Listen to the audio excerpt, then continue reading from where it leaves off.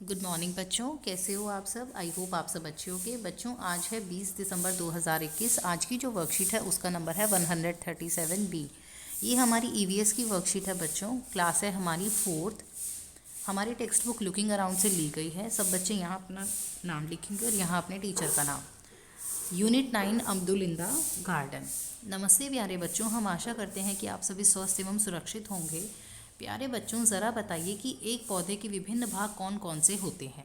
जी हाँ, आपने सही कहा। फूल, पत्ती, तना, जड़ आदि, है ना। कोई पेड़ है या कोई पौधा है, क्या क्या होंगे इसमें। फूल होंगे। मान लो कोई पौधा है तो उसमें क्या होंगे, फूल होंगे,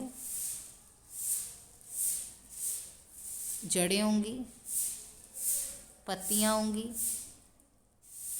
है ना, और उसका तना होगा,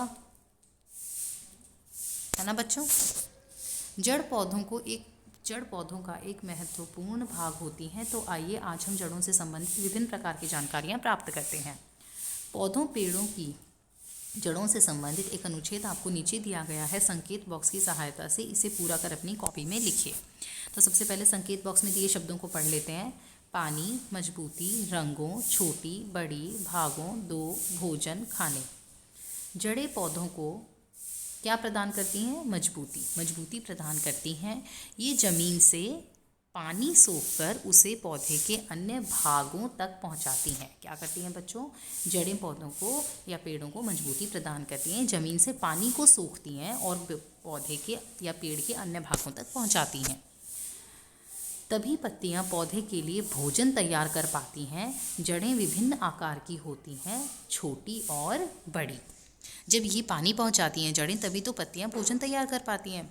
जड़ें विभिन्न रंगों की होती हैं, कुछ लाल, कुछ सफ़ेद या कुछ भूरे रंग की। कुछ पौधों की जड़ें खाने योग्य होती हैं। जड़ें दो प्रकार की होती हैं, मूसला जड़ें और रेशेदार जड़ें।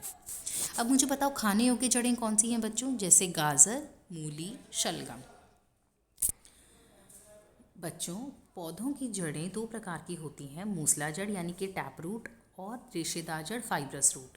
मूसला जड़ एक मुख्य जड़ से बनी होती है जो तने की नींव से उगती है। तने की नींव यानी कि तने की ये बिल्कुल नींव हो गई ना, यहाँ से उगती है। कैसे, जैसे ये तने की नींव है, यहाँ से मूली उगी, ये है मूसला जड़, ये वाली।